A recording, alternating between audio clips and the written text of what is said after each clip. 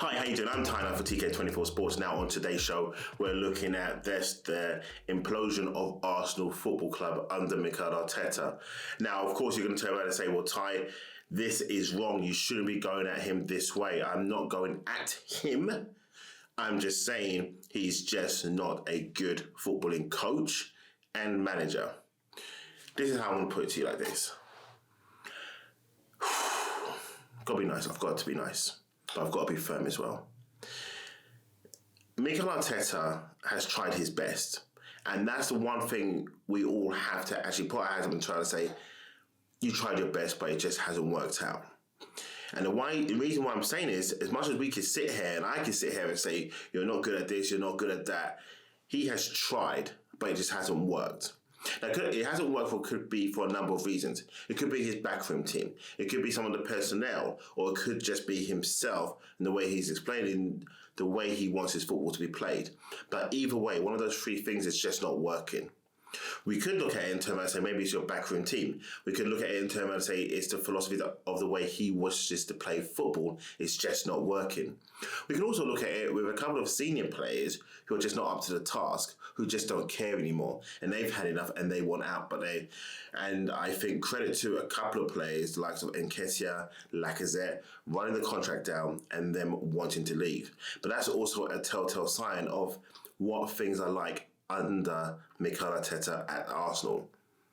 Now, yes, there was a bit of decline in some of the players weren't trying as much under Emery, but they still scored the goals. They still went for goals. They may have liked the training, but I think this goes to show maybe there's something about these players and the players that were signing, their makeup and the characteristics of them is just not well suited for Arsenal, or shall we just say, for majority of the football clubs.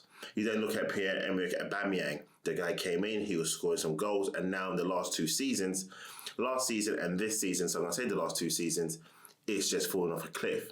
You could call it the Ozil syndrome, where you look really good, your contract's coming up, no one else outside is going to give you that contract, so you go with Arsenal because they're giving you the contract you want, but no one else actually really and truly wants you. That should have been a telltale sign for Arsenal. The Aubameyang one. They should have learned from the Ozil situation.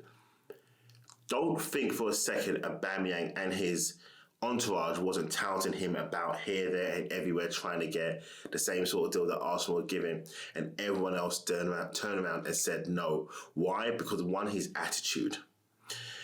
When I say his attitude, I'm talking about his footballing attitude. I'm not talking about the person outside of football, because I don't know the man like that. But I will turn around and say I will talk about his footballing attitude. So I want to separate both of them. But sometimes what your footballing attitude or your work attitude sometimes show what you could be like outside. You could be this lovely man, this great family man who cares deeply about how he thinks and what he feels outside of the game of football, because at the end of the day, that's just his job. It may not be his passion, he's just good at something, so of course he's exploiting his needs to earn money through this way. But I just don't think his attitude really and truly serves the club in any way. I don't think it serves his teammates in any way. And I just think, yes, he's a bit more about himself than about the end goal, which is just winning as a team. Now we're stuck with this player. And I really and truly say this, we're stuck. It doesn't matter if you even get the best coaching like a Guardiola, or you get a Klopp, or you can get a Tuchel, or you can get, people say, a Ten Hag, or whatever it is. You can get Sir Alex Ferguson. Sir Alex more than likely would either maybe tolerate it, but at some point he would have just shipped him out and said, do you know what, it's just too much. Look what he done with Dwight York. Look what he done with Andy Cole.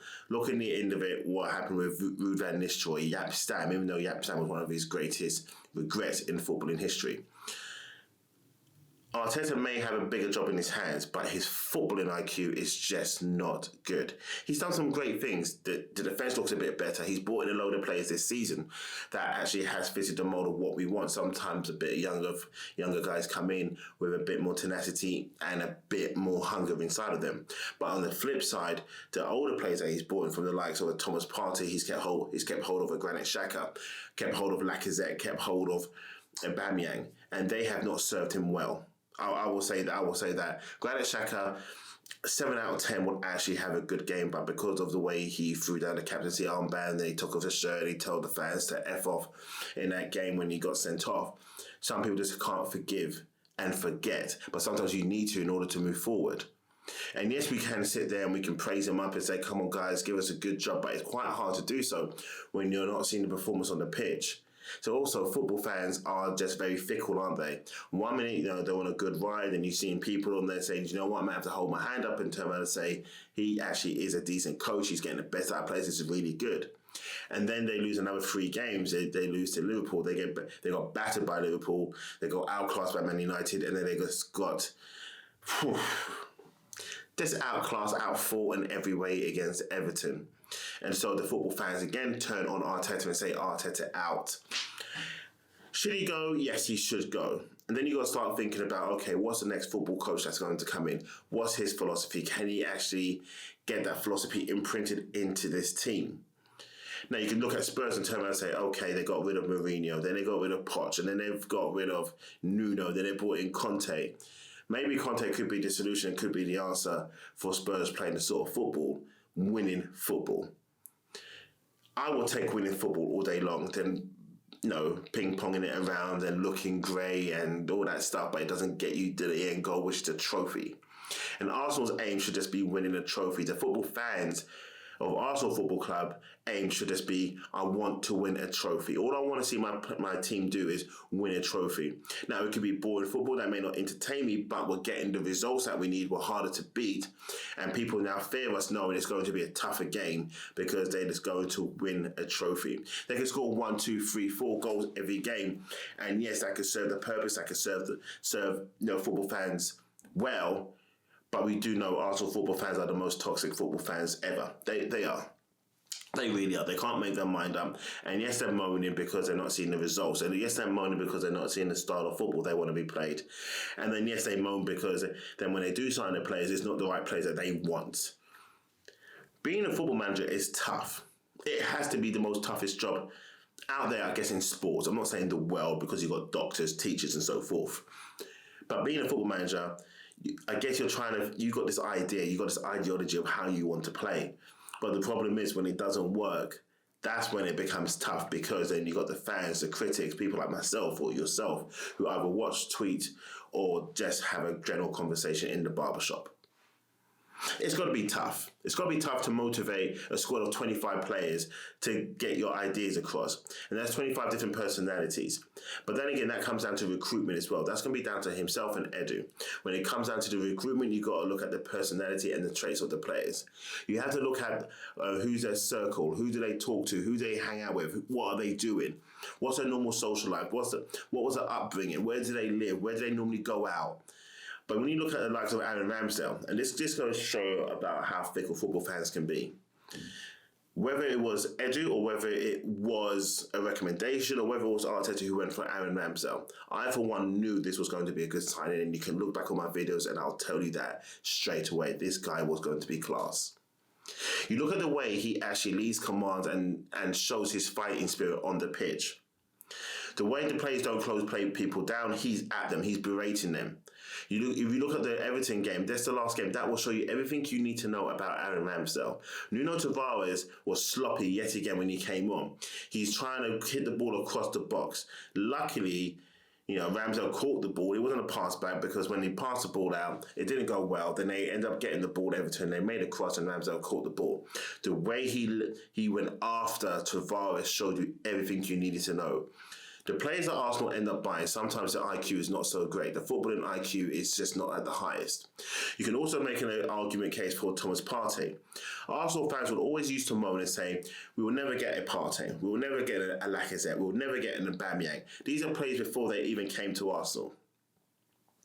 Once Arsenal actually bought them, now they're saying, now we've got them that actually flops. Remember when Arsenal went after Pepe and they're thinking Arsenal will never get Pepe, then they got Pepe, now look what happened to Pepe.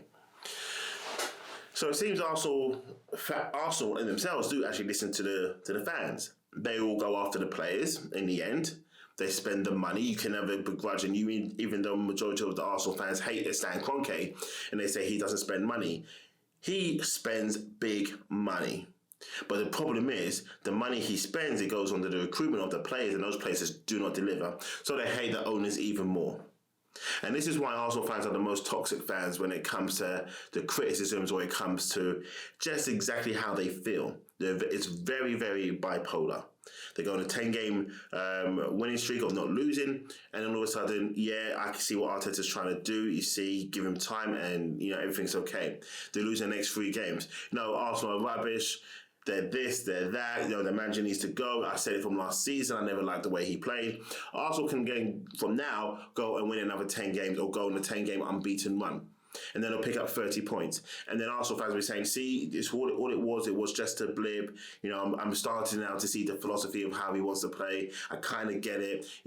Dropping a Batman was a good thing. They brought Pepe back in. Nketiah is now gone. Lacazette's gone. We brought in another striker. I guess it was just those players, and it wasn't Arteta after all. You may see that. But yet those 10 games hasn't come, and yet we just don't know. But I'm just giving you a hypothetical viewpoint of what Arsenal fans are like and what could happen should Arsenal go on a 10-winning game run.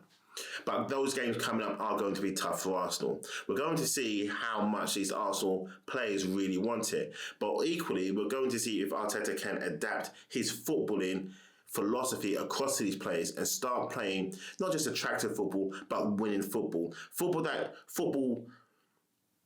that wants you to go forward and attack and score goals, not just sit back after if you're lucky to score a goal. And majority of the time when you see Arsenal score a goal, you're thinking, bloody hell, I didn't see that coming, because you just see the style of play. So then again, is it down to the footballer, or is it down to Mikel Arteta, or is it just down to a combination of both? But I will say this.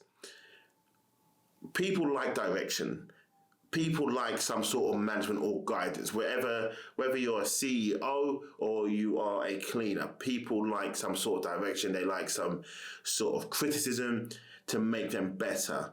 And Mikel Arteta, for the best test of me saying this, he's not making people better. And that's just the truth of it. You can sometimes see that from the body language of the players. You can see that the way they play the football. I don't think the players actually enjoy playing under Mikel Arteta. I don't. I think Saka has actually gone back. I think Saka's best football we saw was when he played for Arsenal under Emery. Of course, he's always played for Arsenal, but I'm trying to say when he played for Arsenal under Emery, he was a better footballer. He looked good. But maybe he looked good because all the players were rubbish. Do I think Saka's actually a great footballer? No, I think he's okay. I think he's average. I think Smith Rowe is okay. I don't think he's like a top echelon. But then again, it must be hard when you've got a talent like that and we're not seeing the best of it. So maybe I'm just being a bit more critical than I should be. So it's like, what's your talking points, Ty, today? What are you going on about? And because you seem so all over the place, I kind of do, just because there's so much rubbish going on at Arsenal. It's like, how do you dissect it in terms of say, this is the problem, when we don't know what the root of the problem is? It could be down at the training ground. It could be a Aubameyang's problem. It could be Lacazette. It could be Thomas Partey. The Partey thing, it baffles me even more that this guy was hyped up so much. He's under Simeone. He played this way. He was a beast. That's because Simeone plays non-attacking football. They don't. They hit you in a counter-attack, they soak up the pressure. Then you've got men like Partey who will sit behind, break up the play, and then distribute it to players who are better. We're trying to play Partey in a more attacking role. If you look at him, he gets forward more. He's taking shots that's hitting, the lights in the stand and hitting even the keeper himself. So what's the philosophy? What we're trying to do? Odegaard goes missing in games. That's not because he doesn't want to play, it's just because the system that's been played around under Mikel Arteta, we're not getting the best out of these players that we have signed. So yes, I am going to keep saying it, as I said it before. I don't think Mikel Arteta is a good footballing manager, or he's not a good footballing coach. I just don't think he is. Me personally, I would rather have seen Mikel Arteta go down the lower leagues, prove himself, rather than being given one of the biggest jobs in football and try his luck to see if it's going to work. I like what Steven Gerrard done. Went to Scotland. He's not the highest of football. It's up there with the MLS. It's not the highest grade of football, but he went to Rangers, who were not in the Scottish Premier League. They were in the league below, proved himself, Didn't get promotion the first year, got promotion the second year. Then in that time, goes up to the Premiership, of the Scottish Premier League, shall I say, and then won the title. And then got his big break to Aston Villa. Why? Because he proved himself. He went away, he got himself surrounded with good footballing people. People like Gary McAllister, who's been there, seen it, done it, who can then advise Steven Gerrard what decisions to make, what he should be doing, if he's got anything in his head that may seem right or may seem wrong. He's got people there to guide him. Mikel Arteta's got Steve Round. I don't know the man too well. But it doesn't infuse me to think, yeah, that's the guy that's got all the credentials that's going to help Mikel Arteta strive and move forward. And with Arsenal's philosophy of going for young players and going for a young coach and going for young coaching staff, it's just not working. It's just not working. And I'm trying not to rant and rave and be all over the place when I'm doing this, but we just have to look at the bigger picture. We're going to be stuck with this man for a very long time. And it's going to be scary to say this. It could be like the Ollie syndrome where the players just down tools for the better of getting rid of Mikel Arteta. And I'm thinking this is what we're starting to see. Some of the players are starting to down tools very, very much. And the scary thing is we don't have a squad like United where you can drop one and bring in another quality player. Look at the fact that we've got Lacazette and Aubameyang up front with Eddie Nketiah as supporting role, and then Balogun, who can't even get a sniff after playing against Brentford. Martinelli's in and out of the team, then he limps off injured yet again. You got Pepe on the bench, who also paid £72 million. Forget about the £72 million because Pepe didn't value himself at that. We just had some dodgy people in at the club at the same time. Pepe comes in, maybe his attitude is not the greatest, maybe the way he plays football, Mikel Arteta doesn't like. But then again, the footballers that did come in that was Mikel Arteta's signings, Ben White looks okay. He looks decent. Gabriel, Mikel Arteta didn't sign. Tierney, Mikel Arteta didn't sign. Tomiyasu, he did sign. But then again, was that him scouting him? Was it just under recommendation? But either way, Mikel Arteta signed it off, so it looks good.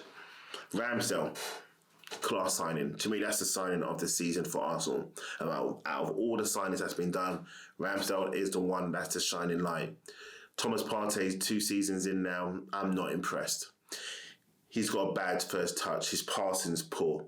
The only game I saw him play so far was last season at Old Trafford when he bossed it with El Neni. And then Arteta had the audacity to go with Partey and El Neni again this season, thinking like history was going to repeat itself, and it didn't. It just looked bad. Partey looked bad. So again, I'm trying not to be overcritical. But my point is, I'm just not impressed with Arteta. I don't think he's a good manager, and I don't think he's going to bring Arsenal to any more success or glory.